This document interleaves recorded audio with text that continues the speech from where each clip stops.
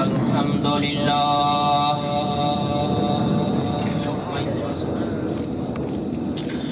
الحمد لله الذي لا كيف كفية له ولا جهة له ولا يجري عليه زمان ولا يجري عليه مكان والصلاة والسلام على من كان نبيا وآدم بين الماء والدين رحمة للعالمين خاتم الأنبياء والمرسلين أما بعد فأعوذ بالله من الشيطان الرجيم بسم الله الرحمن الرحيم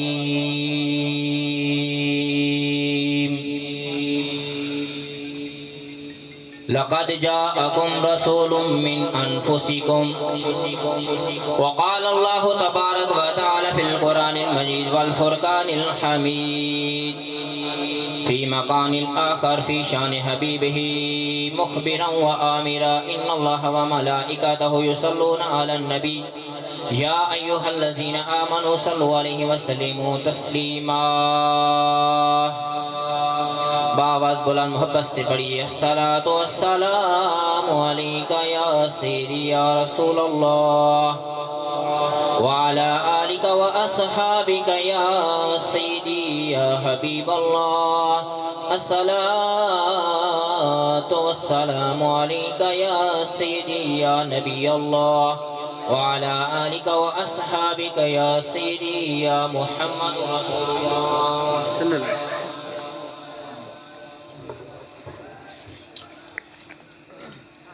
سامعین نزید شام تلاوت کردہ آیت مبارکہ کے اندر اللہ تبارک و تعالی نے اپنی لاریب کتاب کے اندر ارشاد فرمایا لقد جاءکم رسول من انفسکم. علماء اور طلباء حاضر ہیں اور یہ آیت مبارکہ اتنی مشہور اور معروف ہے، آپ نے بھی کئی مرتبہ اس کا ترجمہ بھی سنا ہوگا، اب تو کئی ماشاءاللہ کئیوں کو یاد بھی ہو چکا ہوگا. اللہ تبارک و تعالی نے ارشاد فرمایا تحقیق تمہاری طرف آ گیا میرا عصمتوں والا رسول تمہاری جانوں میں سے، تم ہی میں سے میں نے اپنا عصمتوں والا نبی مبعوث کیا. اس آیت مبارکہ کے متعلق تھوڑی سی عرض کرنے کی شاہ صاحب کے انتظار میں کوشش کروں گا. اللہ تبارک و تعالیٰ کی بارگاہ میں دعا ہے اللہ تبارک و تعالیٰ ہمیں حضور کی سچی اور پکی محبت عطا فرمائے. جہاں آپ بیٹھے ہیں تو ایسی مجلس سے آپ سنتے رہتے ہیں، نعت خوانوں سے سنتے رہتے ہیں، اور اس کے بعد پھر سیکرٹری بھی اکثر یہ بیان کرتا ہے کہ اس مجلس یہ محفل عام محفل نہیں ہے بلکہ آتے ہیں وہی جن کو سرکار بلاتے ہیں، آتے ہیں وہی جن کو سرکار بلاتے ہیں. اس محفل کے اندر آنے والا بدبخت رہتا ہی نہیں ہے بلکہ اس کی بدبختی جو ہوتی بھی ہے تو وہ محفل کے اندر داخل ہونے سے پہلے باہر رہ جاتی ہے. بلکہ اس حدیث اس کے اندر اس محفل کے اندر آنے والے کے فضائل کے اندر فرمایا گیا کہ اس محفل کو فرشتے ڈھونڈتے ہیں اور پھر آپ تو آئے ہیں خصوصاً اس ارادے سے کہ اللہ اور اللہ کے نبی کا ذکر سننے کے لیے. کوئی ایسا بھی ہو کہ جو راہ گزرتے ہوئے آپ کی اس مجلس کو دیکھیں کہ یہ لوگ کیا کر رہے ہیں، چلو جا کے دیکھ تو لوں، ان کا بھی رنگ دیکھ لوں، یہ کس نیت سے بیٹھے کیا کر رہے ہیں. وہ کسی نیک ارادے سے نہ آیا ہو. فرمایا کہ ان لوگوں کی برکت کی وجہ سے، اس محفل کی برکت کی وجہ سے اللہ تبارک و تعالی جس کا ارادہ نہیں تھا ثواب کا، اللہ تبارک و تعالی اس کی بھی مغفرت فرما دیتا ہے. لبیک لبیک لبیک یا رسول اللہ لبیک لبیک لبیک یا رسول اللہ لبیک لبیک لبیک یا رسول اللہ لبیک لبیک لبیک یا رسول اللہ لبیک لبیک لبیک یا رسول اللہ لبیک لبیک لبیک یا رسول اللہ لبیک لبیک لبیک یا رسول اللہ لبیک لبیک لبیک یا رسول اللہ لبیک لبیک لبیک یا رسول اللہ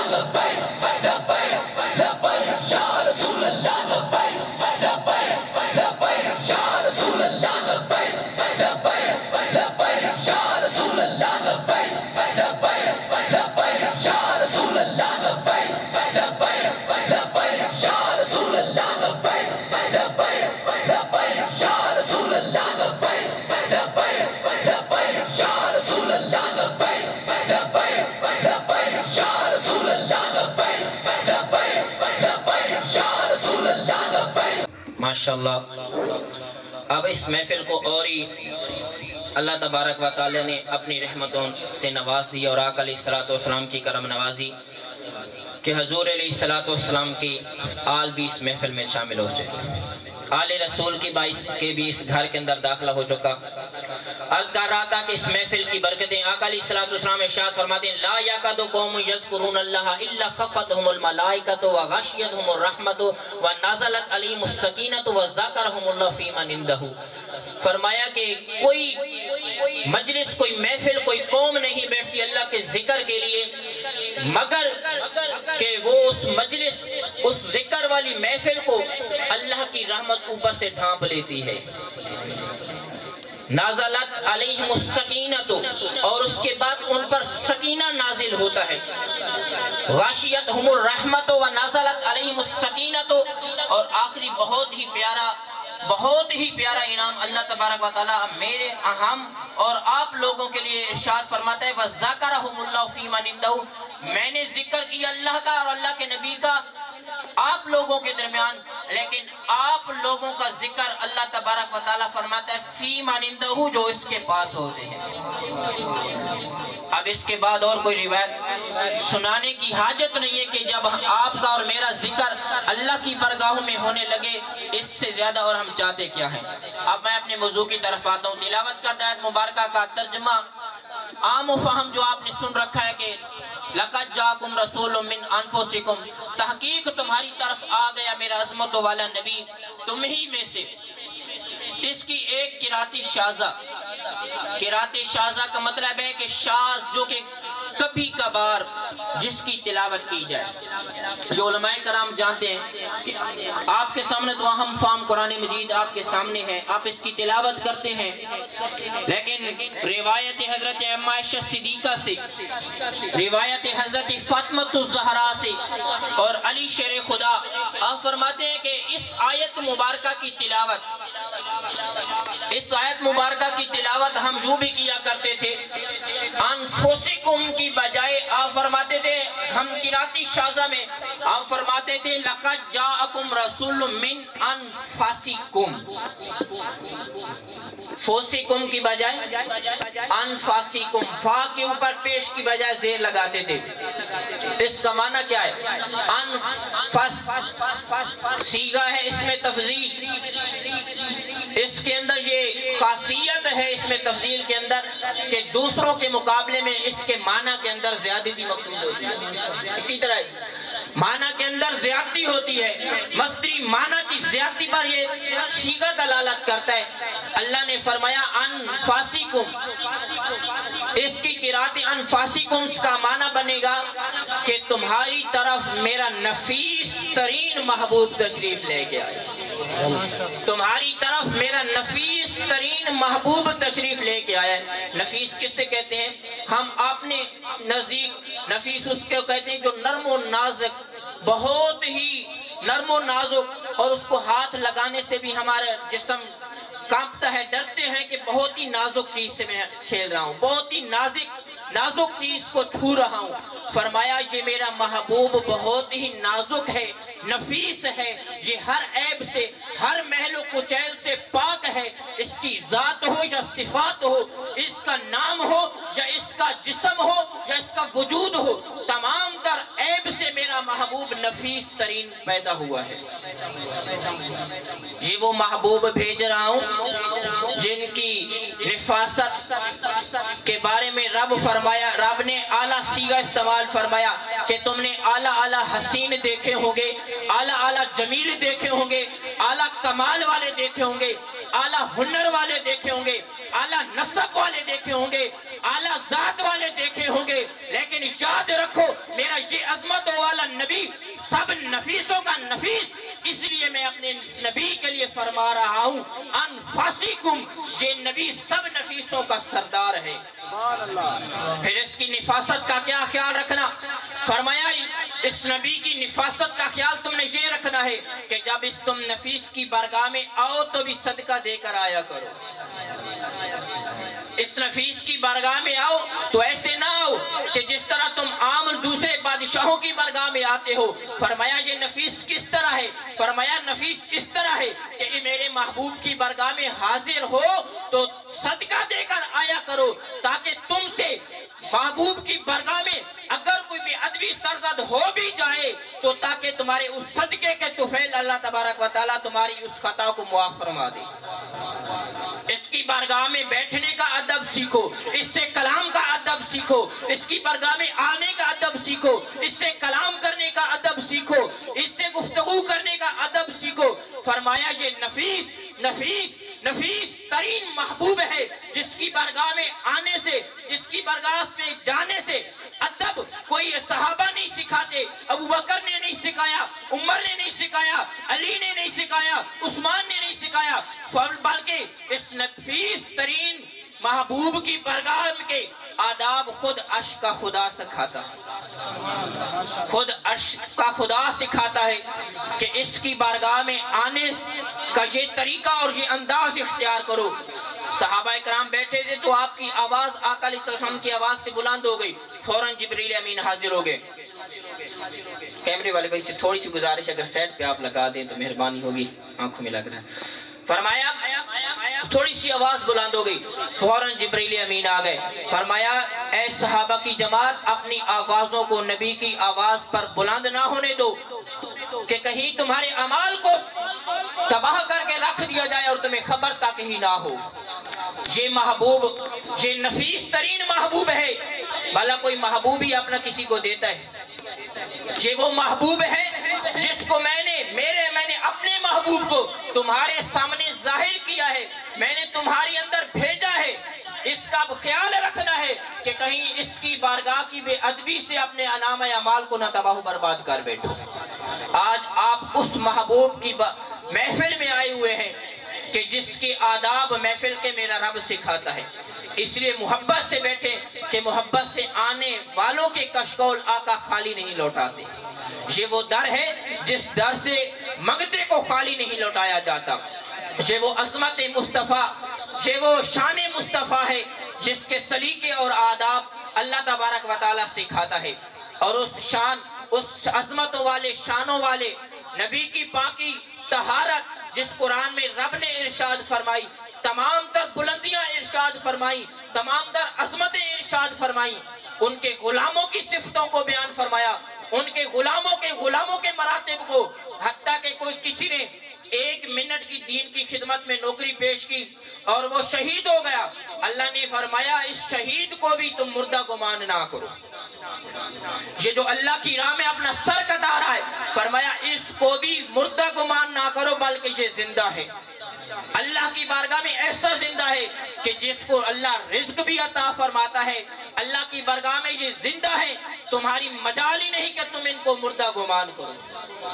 اس محبوب کو اگر کوئی مردہ کہے، محبوب کو مردہ کہنے والے، محبوب کو پھر یہ کہنا کہ خاک میں مل گئے، نعوذ باللہ، اللہ تجھے خاک میں ملائے.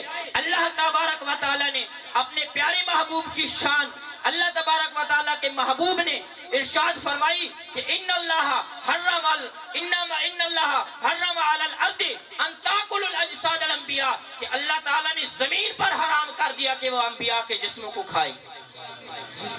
زمین پر حرام ہے کہ وہ انبیاء کے جسموں کو کھائے. بلکہ فنبی اللہ حی یرزق، اللہ کے نبی زندہ بھی ہیں، اور صرف زندہ نہیں ہیں، اس کے ساتھ ساتھ رزق بھی عطا کیے جاتے ہیں. جو نبی زندہ بھی ہو پھر رزق بھی دیا جاتا ہو، کیا وہ آپ کو آپ کی اس محبت کو نہیں دیکھ سکتے؟ اس ظاہری محبت کو بھی دیکھ سکتے ہیں، اور جو محبت آپ دلوں میں لے کے بیٹھے ہیں ان کو بھی دیکھ سکتے ہیں. اتنی مومن کی جان قریب نہیں ہے، رب فرماتا ہے جتنا میرا محبوب تمہارے قریب ہے. ایک مرتبہ صحابی نماز پڑھے تھے، حضور علیہ السلام آگے بیٹھے تھے، پیچھے صحابی بیٹھے، نماز پڑھی، نماز ادا کر لی. جب نماز ادا کرنے کے بعد حضور کی بارگاہ میں حاضر ہوئے نا، حضور نے فرمایا جاؤ دوبارہ نماز ادا کر کے. دوبارہ نماز پڑھی تو پھر نماز ادا کرنے کے بعد پھر حاضر ہوئے، آقا نے فرمایا جاؤ پھر نماز ادا کرو. جب تیسری بار حاضر ہوئے، آقا نے فرمایا جاؤ نماز ادا کرو. ہاتھ جوڑ کر کھڑے ہو گئے، یا رسول اللہ میں نماز ہی تو ادا کر رہا ہوں، آقا مجھے بار بار کے حکم ارشاد فرما رہے ہیں. حضور علیہ السلام نے ارشاد فرمایا مجھے قسم ہے اس ذات کی جس کے قبض و قدرت میں محمد کی جان ہے، محمد جس طرح تمہیں آگے سے دیکھتا ہے اسی طرح تمہیں پیچھے سے بھی دیکھتا ہے. ایسا نہ سمجھو کہ میں آگے دیکھ رہا ہوں پیچھے تمہیں پتہ نہیں ہے. فرمایا میں تمہیں جیسے آگے دیکھتا ہوں پیچھے بھی دیکھ رہا ہوں. صرف یہی نہیں بلکہ تمہاری نماز کے خشوع اور خضوع بھی مجھ پر حاضر ہوتے ہیں کہ تم کتنے دل کی حاضری کے ساتھ نماز ادا کر رہے ہو. تو آپ جس کی محفل میں آ کے بیٹھے ہیں ایسا نہ سوچے کہ ہم ظاہری حالت بڑی جشن اور بڑے خرچے اور لیٹیں لگا کے بیٹھے ہیں، بلکہ آقا علیہ السلام ہر اپنے امتی کے دل کے حال سے واقف ہیں کہ کون کتنی محبت سے بیٹھا ہے.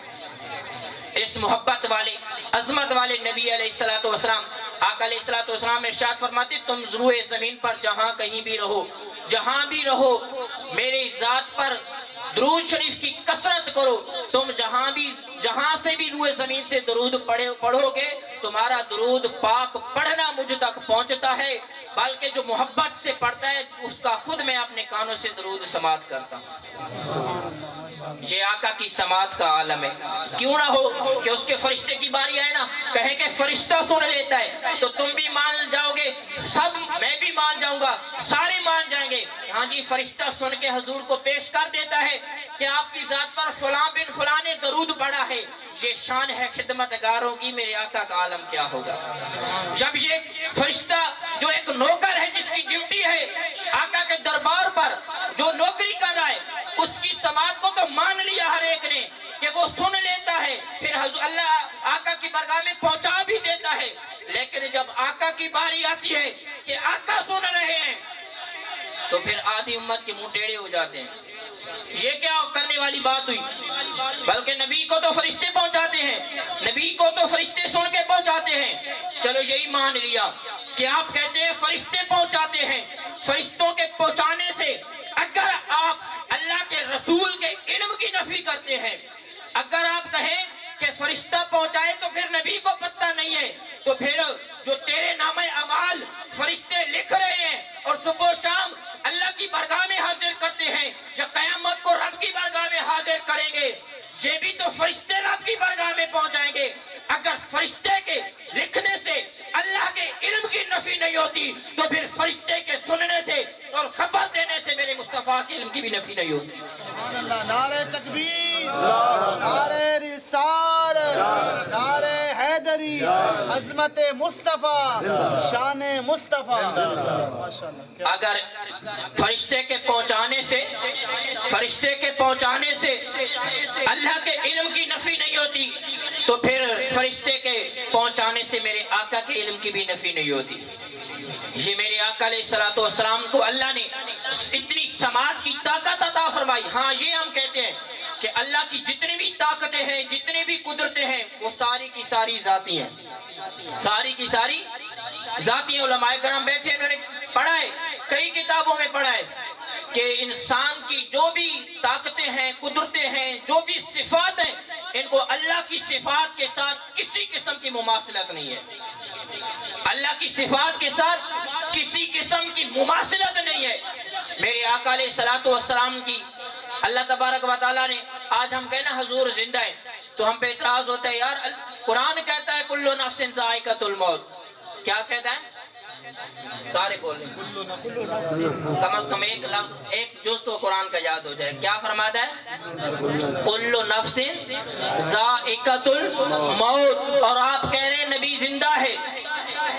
پہلا جواب تو یہ دیں کہ میں نہیں کہہ رہا، میرے خود نبی کہہ رہے ہیں. خود نبی کہہ رہے ہیں کہ وہ زندہ ہے اور ان کو رزق دیا جاتا ہے. اور میرے آقا فرماتے ہیں روئے زمین سے کوئی بھی کہیں سے درود پڑھے اللہ تبارک و تعالیٰ جو ہی درود پہنچتا ہے میری روح کو دوبارہ جسم میں لوٹا دیتا ہے، دوبارہ جسم میں لوٹا دیتا ہے. جسم میں لوٹتی ہے. بتاؤ کہ روئے زمین پر کوئی ساتھ کوئی لمحہ کوئی گھڑی خالی ہے کہ جس وقت جس ساتھ میں آقا کی ذات پر درود نہ پڑھا جاتا ہو. تو علماء کرام فرماتے ہیں اس حدیث کی وضاحت میں فرماتے ہیں کہ جب حضور نے یہ فرمایا کہ جب درود پڑھا جاتا ہے تو اللہ تبارک و تعالیٰ میری روح کو جسم میں پہنچا دیتا ہے، فرمایا کہ کوئی ساتھ خالی نہیں درود نہ پڑھا جاتا رہا تو اس سے ثابت ہوا کہ اللہ کے نبی کی روح ہمیشہ جسم میں موجود رہتی ہے۔ اللہ کا نبی روحانی طور بھی زندہ ہے اور جسمانی طور پہ بھی زندہ ہے۔ یہ ہمارا نہیں بلکہ رب کا وعدہ ہے۔ رب نے فرمایا وَلَلْآخِرَةُ خَيْرٌ لَكَ مِنَ الْأُولَىٰ، اے پیارے محبوب تیری ہر آنے والی گھڑی گزری ہوئی گھڑی سے بہتر ہوگی۔ ہر آنے والی گھڑی گزری ہوئی گھڑی سے بہتر ہوگی۔ وہ کیسے بہتر ہوگی؟ میرے آقا کی روح مبارک جس میں اقدس میں 63 سال رہی، کتنے سال رہی؟ 63 سال رہی۔ اللہ فرما رہا ہے کہ تیری ہر آنے والی گھڑی گزری ہوئی گھڑی سے بہتر ہوئی۔ روح مبارکہ 63 سال جب آقا کے جسم اقدس میں قیام پذیر رہی، جب جسم سے جدا ہوئی، میرا وجدان یہ کہتا ہے کہ رب کی بارگاہ میں حاضر ہو کر روح مبارکہ نے عرض کی مولا کائنات تو فرماتا ہے کہ ہر آنے والی گھڑی تیرے میرے محبوب تیری پچھلی گھڑی سے بہتر ہوگی۔ مولا کائنات اگر تیرے عرش تیرے فرش تیری کہیں بھی یا مولا کائنات اگر جسم مصطفیٰ سے بہتر میرے لیے کوئی اور جگہ ہے تو پھر تو مجھے وہاں رکھ دے۔ اگر جسم مصطفیٰ سے بہتر تیری بارگاہ میں اور جگہ نہیں ہے تو پھر واپس مجھے آقا کے جسم میں لوٹا دے۔ روح کیسے چاہے گی کہ میں آقا کے جسم سے جدا ہو جاؤں؟ روح کیسے؟ لوگ کہتے ہیں حضور کو موت آئی، میں کہتا ہوں حضور کے موت نہیں، موت بھی ایک مرتبہ اپنی حاضری لگوانے کے لیے حضور کے ہونٹوں کا بوسہ لینے کے لیے آقا کی بارگاہ میں حاضر ہوئی۔ یہ تو تم کہتے ہو کہ نبی کو موت آئی، عاشق کہتے ہیں کہ نو موت نہیں آئی، موت بلکہ حضور کی بارگاہ میں اپنی حاضری پیش کرنے آئی۔ یا رسول اللہ میں آدم سے لے کر عیسیٰ تک سارے انبیاء کی بارگاہ میں حاضر ہوئی، یا رسول اللہ آج مجھے اپنی بارگاہ میں بھی حاضری کا شرف دے دیجئے۔ اس لیے میرے رب نے فرمایا ذائقہ کلو نفس ذائقۃ الموت، کہ ہر نفس و جان نے موت کا ذائقہ چکھنا ہے۔ یہ میرے محبوب علیہ السلام کی شان ہے اور ان کی عظمتیں ہیں، یہ ان کی زندگی ہے۔ اور یہ یاد رکھنا آج لوگ سب سے پہلا فتویٰ اس صفات کو ان باتوں کو سن کے جو انگلی اٹھتی ہے کہتے ہیں یہ تو مشرک ہو گئے۔ حیٌ قیوم اللہ کی ذات ہے، مدد میں پکارنے کے لائق اللہ کی ذات ہے، یہ تو حیٌ نعوذ باللہ یہ تو زندہ اپنے نبی کو کہہ رہے، یہ تو مدد اپنے نبی سے مانگ رہے ہیں۔ سب سے آسان بات یہ الفاظ بہت ہی ضروری ہیں اس معاشرے کے لیے اور اس دور کے لیے کہ آج مشرک اور شرک کا فتویٰ تو دھڑ دھڑ سیل کے مال پہ بکتا ہے۔ ہر ملنے والا جی آپ فلاں ولی کے پاس گئے، فلاں پیر کے پاس گئے، مشرک ہو گئے، فلاں کو پکارا مشرک ہو گئے۔ ان سے پوچھے کہ مشرک کے فتوے لگانے والے شرک کی تعریف کیا ہے؟ شرک کا اکثر طور پہ شرک کا فتویٰ لگانے والے کو پتہ نہیں ہوتا کہ شرک ہوتا کیا ہے۔ کسی اللہ والے کو پکارا شرک، نبی کو زندہ مانا شرک، میلاد منایا شرک۔ ان سے پوچھو تو صحیح آخر شرک ہے کیا؟ شرک اللہ تبارک و تعالیٰ کے ساتھ کسی کو عبادت کے لائق سمجھ کر اس کی عبادت کرنا، کسی کو معبود سمجھ کر اس کو سجدہ کرنا، کسی کو معبود سمجھ کر اس کی عبادت لانا، اس کو قابل عبادت سمجھ کر اس کی عبادت کرنا، یہ شرک ہے۔ کسی کو معبود سمجھ کر اس کی تھوڑی سی ایک ساتھ ایک لمحہ بھی عبادت کرنا، یہ شرک ہے۔ اور کسی کو غیر خدا، کسی کو اللہ کا بندہ سمجھ کر، کسی کو اللہ کا نبی سمجھ کر، کسی کو اللہ کا ولی سمجھ کر، کسی کو بیت اللہ سمجھ کر اگر اس کا چکر لگا لیا یا اللہ کے ولی کا دیدار کر لیا یا اللہ کے نبی کا دیدار کر لیا تو اس میں کسی قسم کا علماء فرماتے ہیں شرک نہیں ہے۔ یہ شرک نہیں بلکہ اصل ایمان ہے۔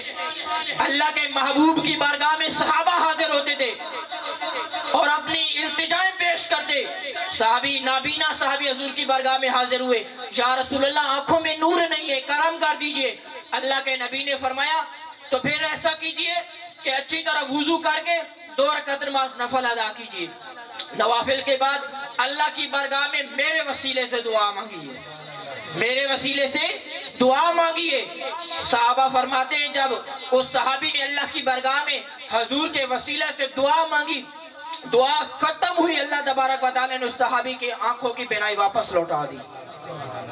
یہ تو زندگی ہے. اور جب پردہ فرما گئے, اصل امتحان تو یہاں بند ہے نا. کہتے ہیں اب تو چلے گئے, چلو اس وقت تو زندہ تھے, اس وقت تو کوئی چلا گیا, آج تو نہیں ہے.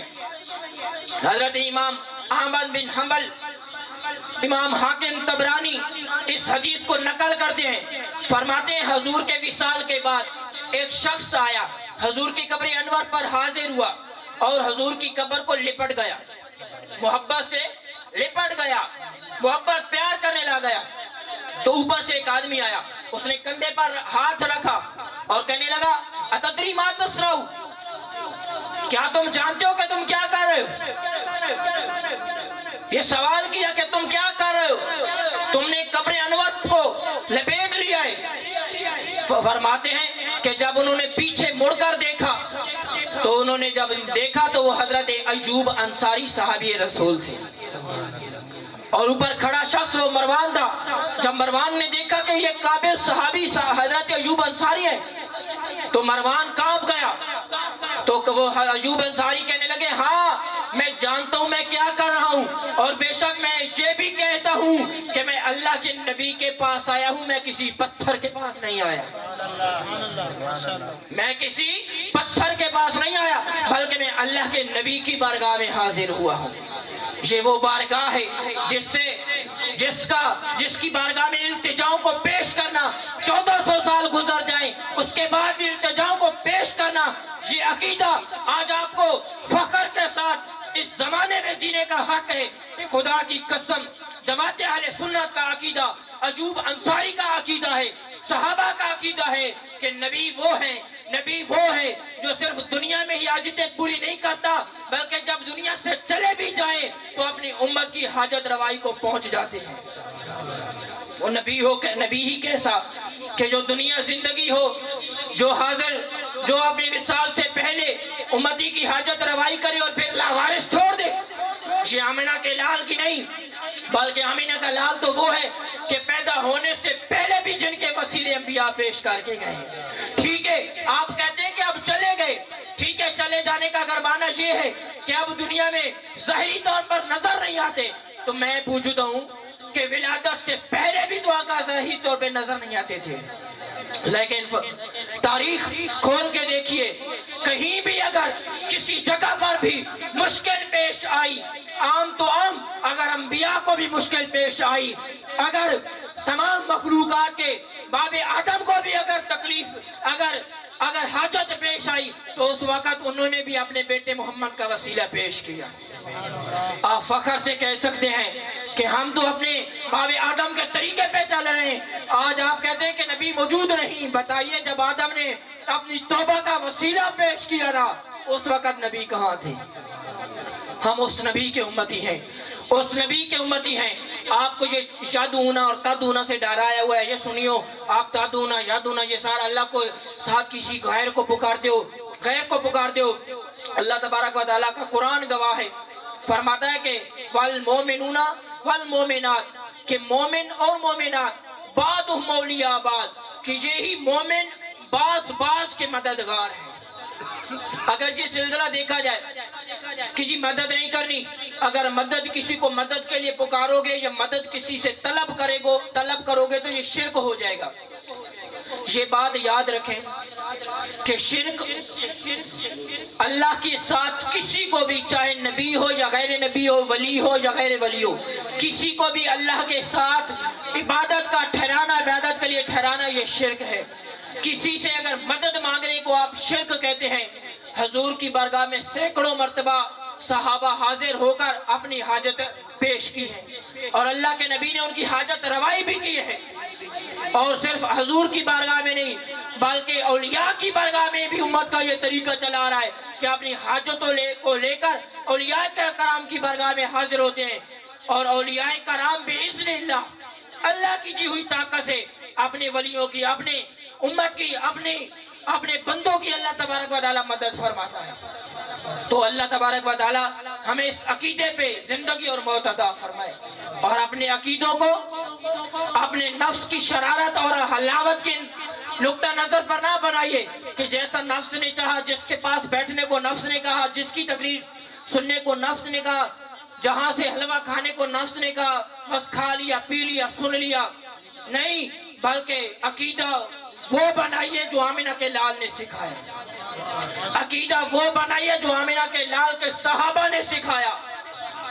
اس امت کے فطروں میں سے سب سے بڑا فطرہ، اللہ کی ذات کے علاوہ سب سے جو بڑے فتنے لاحق ہوئے وہ محبوب علیہ السلام کی شان میں، گستاخیوں کی صورت میں، بے ادبیوں کی صورت میں. لیکن آج آپ کو مبارک ہو کہ علماء کرام کے سائے میں 1400 سال گزر گئے، لیکن اللہ کے کرم و فضل سے آپ آج بھی صدیق اکبر کے عقیدے پر زندہ ہیں، عمر فاروق کے عقیدے پہ زندہ ہیں، عثمان غنی اور علی شیر خدا کے عقیدے پر زندہ ہیں. اور اللہ کی بارگاہ میں دعا ہے اللہ تبارک و تعالی اسی عقیدے پر موت عطا فرمائے. اللہ تبارک و تعالی جماعت اہل سنت کو بد نظر کی بد نگاہی سے محفوظ فرمائے. وما علینا الا البلاغ المبین.